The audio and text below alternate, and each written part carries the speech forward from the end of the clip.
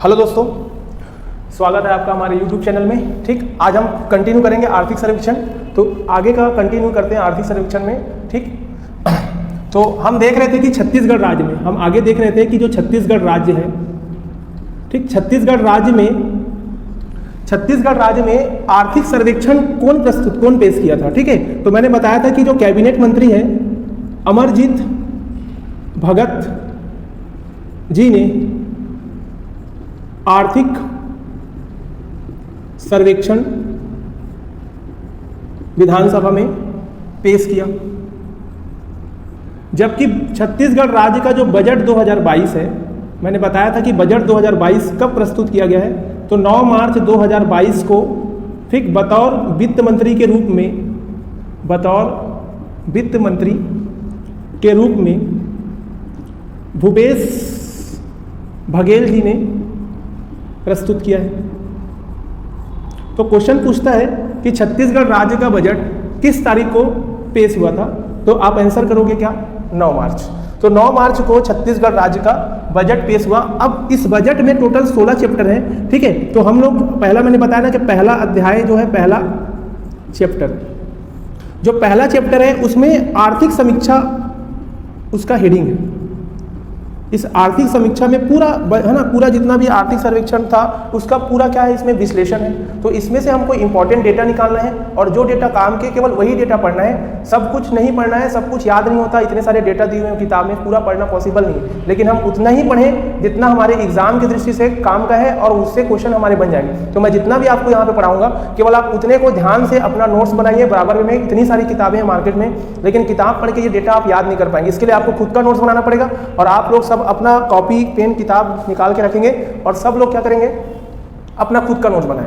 जब आप पर्सनली खुद नोट्स बनाते हैं तो आपको डेटा आराम से याद होगा। ठीक, तो आगे मैं जो भी चीज़ पढ़ा रहा हूँ उसका नोट्स आप अपने हाथ से खुद बनाइए। ठीक, मेरा वीडियो देखते जाइए, उसके बाद आप नोट्स भी अपने हाथ से बनाएंगे तो इसका बेनिफिट आपको एग्जाम में मिलेगा, क्योंकि पिछले बार क्वेश्चंस आए थे यहाँ से और कई लोगों ने गलत कर दिया। तो आगे हम देखते हैं कि जो भारत है, जो आर्थिक सर्वेक्षण में जो नेक्स्ट डेटा दिया हुआ है, ठीक, इसमें हम लोग देखेंगे एक तो भारत के दिया हुआ है और एक छत्तीसगढ़ के परिप्रेक्ष्य में दिया हुआ है। ठीक है, तो भारत के परिप्रेक्ष्य में इसमें बताया गया है भारत का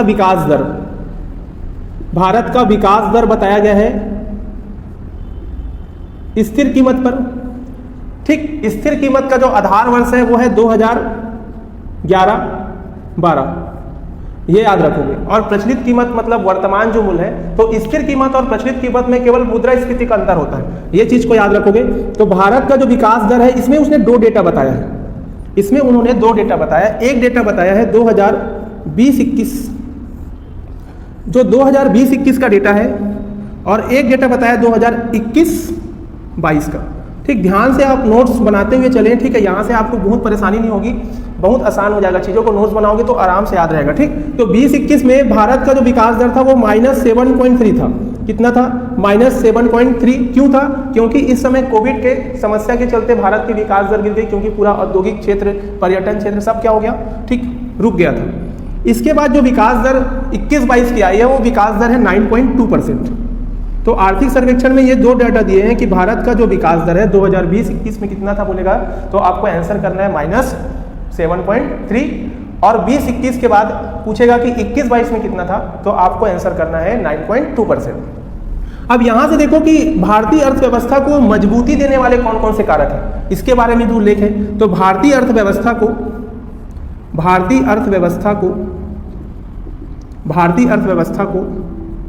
मजबूती देने वाले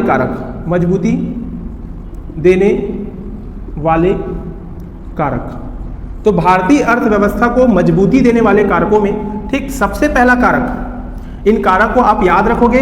ठीक है, यहां से भी क्वेश्चन पूछ सकता है, कूट वाले क्वेश्चन जनरली यहां से बना सकते हैं, समझ में आ रहा है। तो भारतीय अर्थव्यवस्था को मजबूती देने वाले कारकों में पहला कारण यह है कि भारत विश्व में युवा कार्यशील जनसंख्या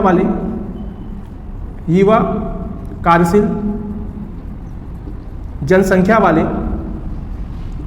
देश के रूप में, भारत विश्व में युवा कार्यशील जनसंख्या वाले देश के रूप में उभर रहा है। ठीक, क्यों? क्योंकि भारत की कार्यशील जनसंख्या का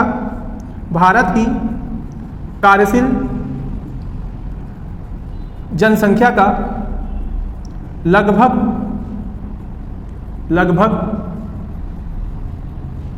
65% युवा है। ठीक, तो भारत विश्व में युवा कार्यशील जनसंख्या वाले देश के रूप में उभर रहा है, क्योंकि भारत की कार्यशील जनसंख्या का लगभग 65% युवा है। दूसरे कारणों में देखेंगे तो शहरीकरण की प्रवृत्ति बढ़ी है, शहरीकरण की प्रवृत्ति बढ़ी है। इसके अलावा ग्रामीण विकास पर जोर दिया जा रहा है, इसके अलावा ग्रामीण विकास पर जोर दिया जा रहा है।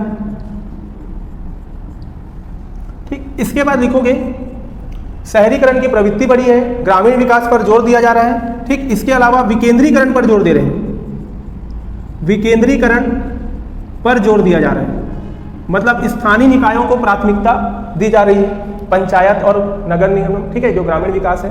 ठीक, समझ में आ रहा है? ग्राम पंचायत हो गए, ठीक, ग्राम पंचायत हो गए, जो पंचायती राज व्यवस्था है, ठीक, उनको जोड़ देना, वही है क्या है? विकेंद्रीकरण। इसके बाद जो है महिला सशक्तिकरण पर जोर दिया जा रहा है, इसके बाद महिला सशक्तिकरण पर भी जोर दिया जा रहा है। ठीक, इसके अलावा भारत की स्वास्थ्य सुविधाओं को उन्नत अवस्था में, तो उन्नत स्वास्थ्य सेवा को प्राथमिकता। ठीक, उन्नत स्वास्थ्य सेवा को प्राथमिकता दिया जा रहा है। इसके अलावा आधारभूत संरचना का विकास, आधारभूत संरचना व अंतरिक्ष प्रौद्योगिकी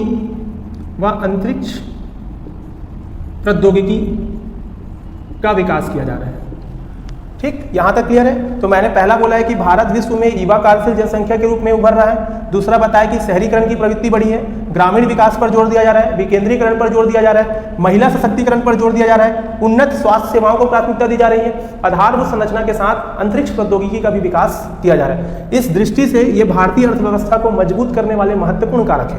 तो आपको इन सब चीजों को क्या करना है? याद रखना है। एक चीज याद रखोगे कि भारत की कार्यशील जनसंख्या का लगभग 65% क्या है? युवा है। ठीक, तो अब हम इसमें नेक्स्ट देखते हैं और क्या दिया हुआ है। तो इसमें जो नेक्स्ट डेटा है, नेक्स्ट डेटा देखेंगे छत्तीसगढ़ के बारे में लिखा हुआ है। तो छत्तीसगढ़ के बारे में क्या लिखा हुआ है ये देखना है। ठीक, तो छत्तीसगढ़ के बारे में, तो इसमें जो आंकड़े आए हैं वो छत्तीसगढ़ के जनगणना 2011 पर आधारित है। जनगणना 2011 पर आधारित है। अब जनगणना 2011 में इसमें जो दिया हुआ है, इसमें हमारा दिया हुआ है जनसंख्या, कि छत्तीसगढ़ की जनसंख्या 2011 में कितनी थी? 2.55 करोड़ 2.55 करोड़ जनसंख्या थी। कहाँ की? छत्तीसगढ़ की। ठीक, तो छत्तीसगढ़ की जनसंख्या भारत की कुल जनसंख्या के कितना है? ठीक है, तो छत्तीसगढ़ की जनसंख्या भारत की कुल जनसंख्या का 2.11% है। ये चीज को आप याद रखोगे। ठीक, क्वेश्चन पूछता है कि छत्तीसगढ़ की जनसंख्या भारत की कुल जनसंख्या का कितना परसेंट है? तो आंसर करना है 2.11। जैसे भारत की जो जनसंख्या है वो विश्व की जनसंख्या का कितना परसेंट है? तो उसका आंसर है 17.5%। ठीक, तो अब जनसंख्या की दृष्टि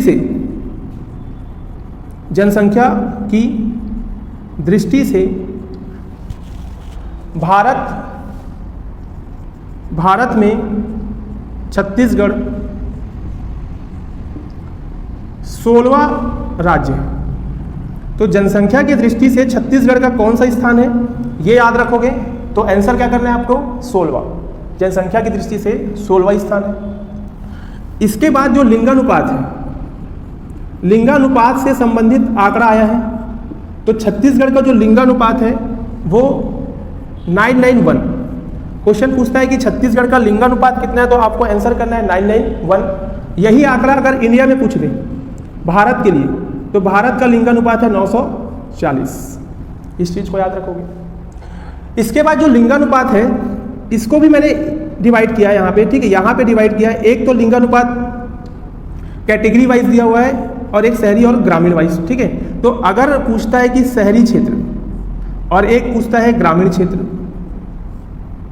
तो शहरी क्षेत्र में लिंगानुपात कितना है? तो शहरी क्षेत्र का लिंगानुपात है 956। इसका लिंगानुपात याद रखोगे कितना है? 956। जबकि जो ग्रामीण क्षेत्र है, तो ग्रामीण क्षेत्र का लिंगानुपात है 1001। 1001 ये ग्रामीण क्षेत्र का लिंगानुपात। ये दो आंकड़ा याद रखोगे। इसके बाद एक और आंकड़ा है जिसमें एसटी का लिंगानुपात दिया है और अनुसूचित जनजाति और अनुसूचित जाति दोनों का लिंगानुपात दिया है। तो अनुसूचित जनजाति का जो लिंगानुपात है वो अनुसूचित जनजाति का लिंगानुपात 1020 है। कितना है पूछेगा? तो अनुसूचित जनजाति का लिंगानुपात 1020 है, जबकि एससी का लिंगानुपात मतलब अनुसूचित जाति, तो अनुसूचित जाति का लिंगानुपात 994। ठीक, आपको मैं पहले भी बता देता हूं कि आप अपना नोट्स खुद बनाइए। जब आप खुद से लिखेंगे कॉपी में तभी आपको आंकड़े याद होंगे। ठीक, किसी भी पीडीएफ या किसी भी बुक से पढ़ के आप इस आंकड़ों को सही नहीं कर पाएंगे। तो आप अपना खुद का पर्सनल नोट्स बनाइए। ठीक, मेरी एक यही सलाह है, मैं अपने अनुभव के आधार पर बोल रहा हूँ कि जब तक आप इकोनॉमिक सर्वे का नोट्स खुद से नहीं लिखेंगे आपसे क्वेश्चन नहीं बनेंगे। इसलिए आप खुद ही नोट्स बनाइए। ठीक, इसके बाद देखो अगर मैं इसमें आगे बात करता हूं, ठीक है, तो लिंगानुपात की दृष्टि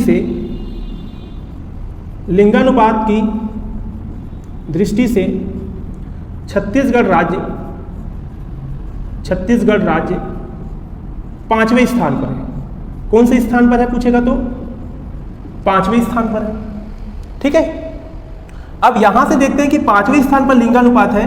तो ठीक, तो पहले स्थान पर कौन सा है? तो यहां पे से ये आंकड़ा आपको लिख लेना है। ठीक है, सबसे ज्यादा लिंगानुपात है केरल का। जो केरल का लिंगानुपात है 1084 है। दूसरे नंबर पे है पांडिचेरी, जो पांडिचेरी का, ठीक हो गया, तो पांडिचेरी का जो लिंगानुपात है 1000, ठीक, पांडिचेरी का लिंगानुपात है 1037। कितना है? 1037। तीसरे नंबर पे है तमिलनाडु। तमिलनाडु का लिंगानुपात 996, जबकि उसके बाद है आंध्र प्रदेश। तो आंध्र प्रदेश का जो लिंगानुपात है 993 है। इसके अलावा 5वें नंबर पे आएगा छत्तीसगढ़, तो छत्तीसगढ़ का 991। यहां तक के डेटा को आपको याद करना है। ठीक है ना? अब यहां से पूछ देता है कि सबसे कम किसका लिंगानुपात है भारत में? तो भारत में सबसे कम लिंगानुपात वाला, ठीक है, सबसे कम लिंगानुपात, तो कम में याद रखोगे राज्यों में पूछेगा तो हरियाणा। हरियाणा का जो लिंगानुपात है वो 879 है। जबकि ओवरऑल देखा जाए तो दमन एंड दीव का जो लिंगानुपात है वो 618 है। कितना है? 618। तो राज्यों में पूछेगा तो हरियाणा में सबसे कम लिंगानुपात है, जबकि केरल का लिंगानुपात सबसे अधिक है, और वहीं छत्तीसगढ़ लिंगानुपात की दृष्टि से 5वें स्थान पे है, और छत्तीसगढ़ का जो लिंगानुपात है वो 991। ठीक है, यहां तक के आंकड़े जनसंख्या के दिए हैं। हमको जनसंख्या पढ़ना है छत्तीसगढ़ का, उसको भी हम जब जनसंख्या वाला टॉपिक है उसमें क्लियर कवर अप करेंगे, बट इस जो चैप्टर में इतना ही दिया हुआ है इसका। ठीक, अब हम आगे बढ़ते हैं और आगे देखते हैं कि और क्या क्या दिया हुआ है इसमें। तो आगे इसमें स्वास्थ्य से संबंधित आंकड़ा आया है, जिसमें शिशु मृत्यु दर और मातृत्व मृत्यु दर के बारे में हमको पढ़ना है। ठीक, तो स्वास्थ्य में दो चीजें पढ़नी है यहाँ पे। एक हम लोग को पढ़ना है शिशु मृत्यु दर, शिशु मृत्यु दर, और दूसरा पढ़ना है ना, इसी को बोलते हैं IMR। ठीक, दूसरा पढ़ना है मातृत्व मृत्यु दर। ठीक, मातृत्व मृत्यु दर जो होता है वो होता है MMR। ठीक, तो शिशु मृत्यु दर क्या है कि प्रति हजार क्या है पूछेगा। ठीक, तो प्रति हजार जीवित जन्म लेने वाले, ठीक, प्रति हजार जीवित जन्म लेने वाले शिशुओं में मरने वाले शिशुओं की संख्या, उसको बोलते हैं हम शिशु मृत्यु दर। ठीक, तो छत्तीसगढ़ में जो आंकड़ा आया था इसमें देखोगे कि 2000, ये प्रति हजार में निकालते हैं, तो 2001 का आंकड़ा, तो 2001 में जो शिशु मृत्यु दर था वो छत्तीसगढ़ का था 77।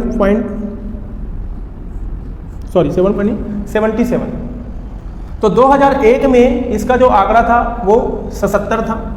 जो 2000 नए आंकड़े आए तो 2019 में घटकर 2019 में ये शिशु मृत्यु दर घटकर कितना हो गया है, 40 हो गया है। ठीक, इसके अलावा जो SDG लक्ष्य है, ठीक, SDG लक्ष्य है सस्टेनेबल डेवलपमेंट गोल्स, जिसमें 17 लक्ष्य निर्धारित किए गए हैं। तो इसमें शिशु मृत्यु दर को कम करने का भी एक लक्ष्य रखा गया है। तो SDG 2030 तक उस लक्ष्य को हासिल करना है। तो 2030 तक IMR को 15 तक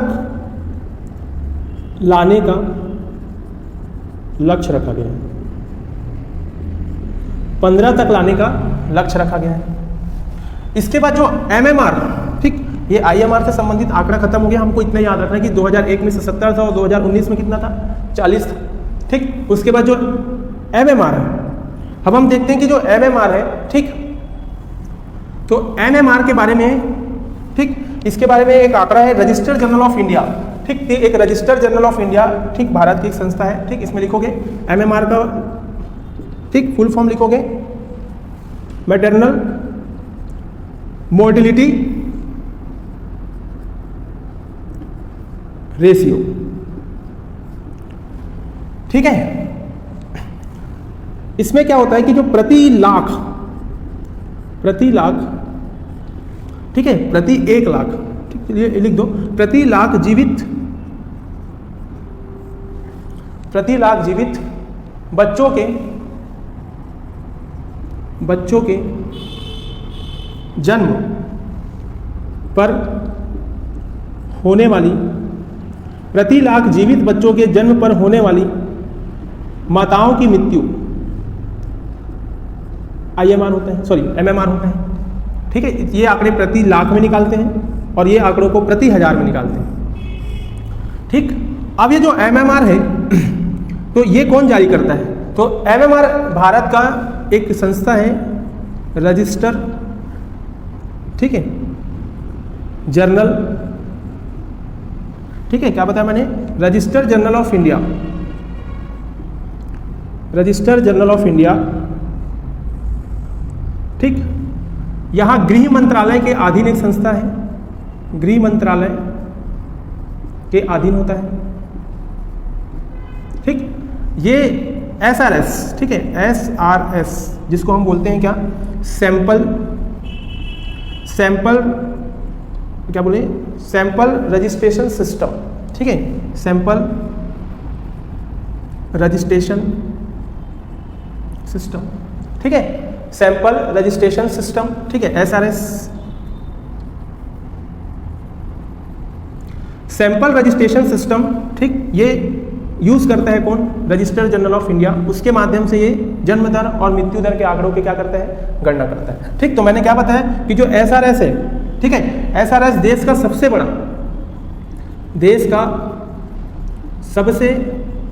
बड़ा जनसांख्यिकी नमूना सर्वेक्षण है। क्या है, जनसांख्यिकी नमूना सर्वेक्षण। देश का सबसे बड़ा जनसांख्यिकी नमूना सर्वेक्षण कौन है, SRS। अब देखो, ये जो रजिस्टर्ड जर्नल ऑफ इंडिया है, ठीक, तो रजिस्टर्ड जर्नल ऑफ इंडिया का काम क्या है, जनसंख्या की गणना करना। पहला बात, जनसंख्या की गणना प्लस देश में मृत्यु, इसके अलावा जन्म के पंजीकरण, जन्म के पंजीकरण का क्रियान्वयन करता है। ठीक, देश में मैंने क्या बताया, जनसंख्या की गणना, देश में मृत्यु और जन्म के पंजीकरण का क्रियान्वयन कौन करता है, तो रजिस्टर्ड जर्नल ऑफ इंडिया, जो गृह मंत्रालय के अधीन एक संस्था है। ठीक, अब इसके बाद जो है ना SRS, इसी SRS का, ठीक, सैंपल रजिस्ट्रेशन सिस्टम का उपयोग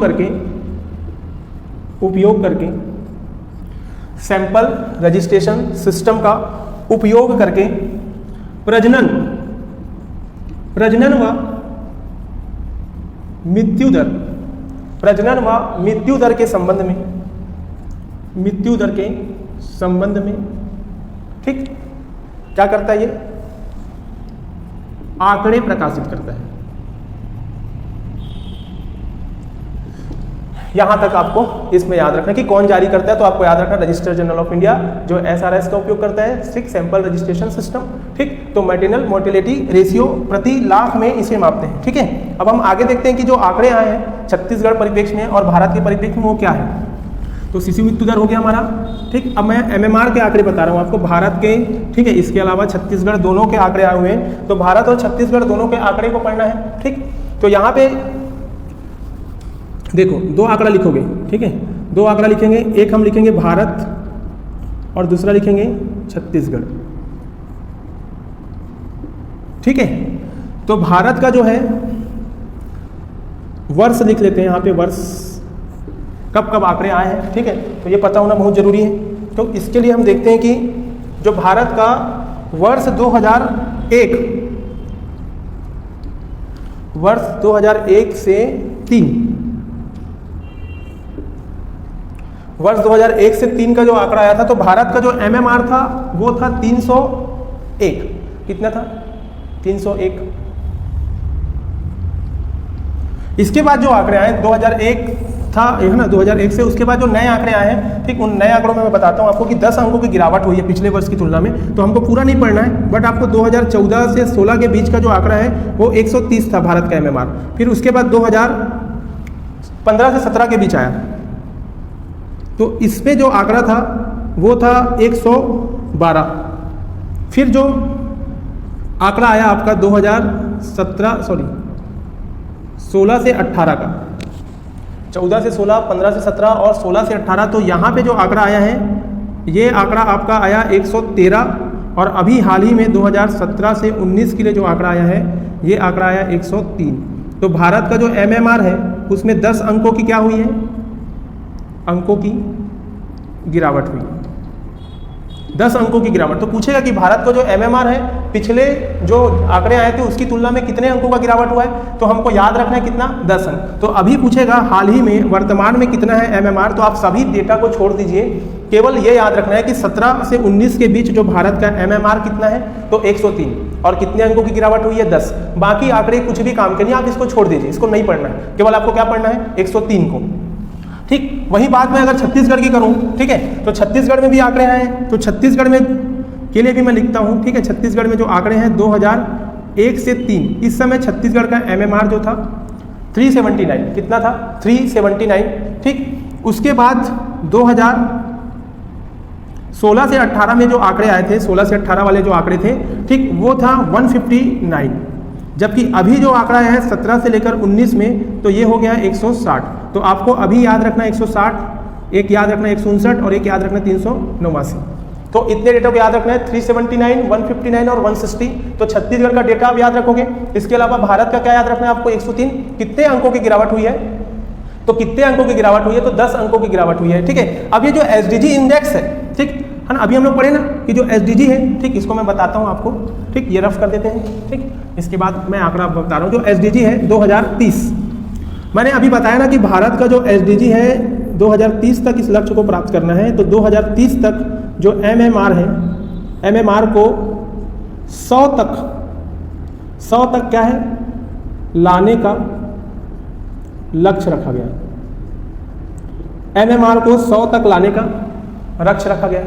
अब ये 100 तक लाने का लक्ष्य है, ठीक है। छत्तीसगढ़ में भी 100 तक लाने का लक्ष्य 2030 तक है। तो कौन कौन से राज्य हैं, ठीक है, जो इस लक्ष्य को प्राप्त कर चुके हैं? तो इसका नाम पूछ सकता है, ठीक है। ये मेंस अभी 2000 पिछले वाले मेंस में 2020 के मेंस में SDG के, है ना, सतत विकास लक्ष्य के बारे में 15 नंबर का क्वेश्चन इकोनॉमिक्स में आया था, ठीक है। तो इसको आप तैयार कर लेंगे कि SDG इंडेक्स में कौन कौन से लक्ष्य हैं। टोटल 17 लक्ष्य हैं, 17 लक्ष्य को एक बार रीड कर लेंगे, एटलीस्ट कभी किसी एग्जाम में पूछता है और वो पूछ देता है कि कौन से इंडेक्स में कौन से लक्ष्य, मतलब पहला, दूसरा, तीसरा, चौथा, आपको एक एक चीज़ याद रखना है उसको। तो एक बार रीड कर लेना है, ठीक, ताकि पेपर में गलती ना हो। अब हम देखते हैं कि जो MMR है 100 तक लाने का लक्ष्य रखा है। तो शुरुआत में ऐसे 5 राज्य थे, शुरुआत में ऐसे 5 राज्य थे, ठीक, जिन्होंने SDG लक्ष्य को प्राप्त किया है, ठीक। तो कौन कौन से राज्य थे? तो केरल पहला राज्य था, केरल, ठीक, जिसका MMR है 30। डेटा नहीं याद रखोगे चल जाएगा, बट ये स्टेट का नाम याद रखना है। दूसरे नंबर पे है महाराष्ट्र और तीसरे नंबर पे है तेलंगाना, तीसरे नंबर पे तेलंगाना और चौथे नंबर पे है तमिलनाडु। चौथे नंबर पर क्या है? तमिलनाडु, और 5वें नंबर पे है आंध्र प्रदेश। ठीक, केरल है, फिर महाराष्ट्र है, फिर तेलंगाना है, फिर तमिलनाडु है और फिर आंध्र प्रदेश। ठीक, इतने सारे हैं, केरल, महाराष्ट्र, तेलंगाना, तमिलनाडु और आंध्र प्रदेश। ये 5 राज्य थे जो एसडीजी इंडेक्स को शुरुआत 100 से कम करने में सफल हुए। इसके बाद 2 और राज्य इस काम को करने में सफल हुए, जिनका नाम है झारखंड और गुजरात। ठीक, इसके बाद फिर 2 और स्टेट जुड़ गए। 2 और स्टेट कौन कौन से जुड़े थे? तो 2 और स्टेट जुड़े थे, कर्नाटक और फिर हरियाणा। तो टोटल पूछेगा तो 9 राज्य ऐसे हैं भारत में जो एसडीजी एमएमआर जो है 100 से नीचे लाने में सफल हो गए। ठीक, इसके अलावा ये आंकड़े फिर जारी होंगे, हर साल प्रतिवर्ष जारी होते हैं, तो फिर इसमें और भी ऐड हो सकते हैं। ठीक है, यहाँ तक क्लियर है सबको? तो इस चीज़ को याद रखोगे कि सबसे कम एमएमआर पूछेगा तो केरल राज्य का है। ठीक है, ये चीज़ों को याद रखना है। यहाँ तक क्लियर है? अब जो एमएमआर और आईएमआर से संबंधित आंकड़े हमारे कंप्लीट हो गए हैं। अब हम लोग को देखना है नेक्स्ट टॉपिक कौन सा है। हो गया कंप्लीट? तो इसके बाद हम देखेंगे कि जीडीपी वृद्धि दर का आंकड़ा है छत्तीसगढ़ में। तो जीडीपी जो वृद्धि है सकल राज्य घरेलू उत्पाद, इसी को हम लोग बोलते हैं जीएसडीपी। जीएसडीपी होता है सकल राज्य घरेलू उत्पाद। ठीक, जीएसडीपी किसी भी राज्य के आर्थिक प्रगति को दिखाता है। ठीक, तो इसका जो हमें आंकड़ा याद रखना है, एक देखो ये सब आंकड़ा को आप खुद ही कॉपी में लिखोगे, नोट्स बनाइए। ठीक है, प्रॉपर वे में आपका नोट्स बन जाएगा। ठीक, जो वीडियो देख रहे हैं वो भी अपना नोट्स बराबर वे में बनाइए। आपको वीडियो हर 2-3 दिन के अंतराल में आपको आर्थिक सर्वेक्षण का वीडियो, सितंबर एंड तक आर्थिक सर्वेक्षण हम लोग खत्म कर लेंगे। ठीक, तो वर्ष, ठीक है, कौन से वर्ष में, और इधर हेडिंग रहेगा वृद्धि दर। तो भारत का जो औसत वृद्धि दर भी पूछता है। ठीक है, सॉरी छत्तीसगढ़ का। तो वर्ष 2000, ये जो आंकड़े हैं कहाँ से कहाँ तक आए हैं? ठीक है, तो 2012 से 13 और 13 से 14 और 14 से 15 आप लोग भी लिखिए। ठीक है, आप लोग भी लिखोगे तभी आपको याद होगा। डेटा जब तक आप नहीं लिखोगे तब तक आपके दिमाग में कभी नहीं बैठेगा।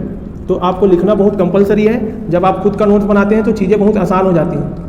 टिक करके पढ़ाई नहीं होती। पीएससी इतना आसान नहीं है कि आप टिक करके एग्जाम पास कर लें। 2020 से लेकर आंकड़ा कहाँ है 21 और लास्ट 2021 से लेकर 2022, टोटल 1 2 3 4 5 6 7 8 9 10, टोटल 10 वर्षों का है। ठीक, तो सबसे पहले जो 12-13 में वृद्धि दर थी वो था 5। ठीक, कितना था? 5 था। उसके बाद 13-14 में जो आंकड़ा आया वो आया 10, वृद्धि दर हो गई 10। उसके बाद 14-15 में जो था वो था 1.77। क्लियर है? ये पूरे डेटा आप लिखोगे तभी आपको याद होगा। पूरे डेटा याद नहीं रखने हैं, बट जो इंपॉर्टेंट है, जो बहुत काम का है, वही डेटा को आपको याद रखना है। बट आपको खुद का नोट्स बनाना ही पड़ेगा। ठीक, उसके बाद 14-15 के बाद हम लिखते हैं कि 15-16। तो 15-16 में जो आंकड़े थे वो थे 2.57 था।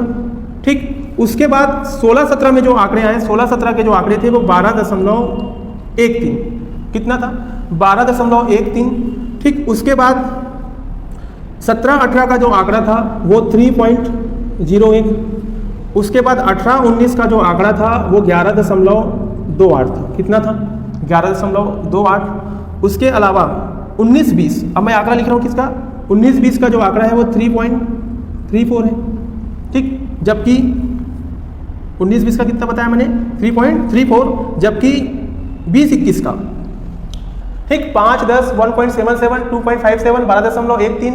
ठीक, 3.01, 11.28 और 3.34। इसके बाद जो आंकड़ा आया 20-21 का आंकड़ा वो निगेटिव चला गया, -1.37। कितना है? -1.37। ये याद रखोगे। उसके बाद 21-22 में जो वृद्धि दर आई, ठीक है, वो वृद्धि दर आया है 11.54। कितना?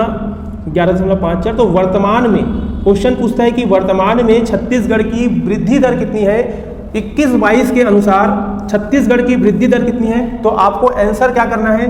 11.54, 11.54 आंकड़ा आया। समझ में आया? लेकिन अगर वो पूछ देता है कि 20-21 के अनुसार छत्तीसगढ़ की वृद्धि दर कितनी थी, तो आपको आंसर क्या करना है? -1.37। कितना करोगे? -1.37। ठीक, इसके अलावा अब देखो इन आंकड़ों का एनालिसिस कर। अब इसमें देखो औसत भी निकालना है। अब जो औसत वृद्धि है पूरे 10 वर्षों की, ठीक, तो औसत वृद्धि का जो आंकड़ा आया ना वो कितना है? 5.92।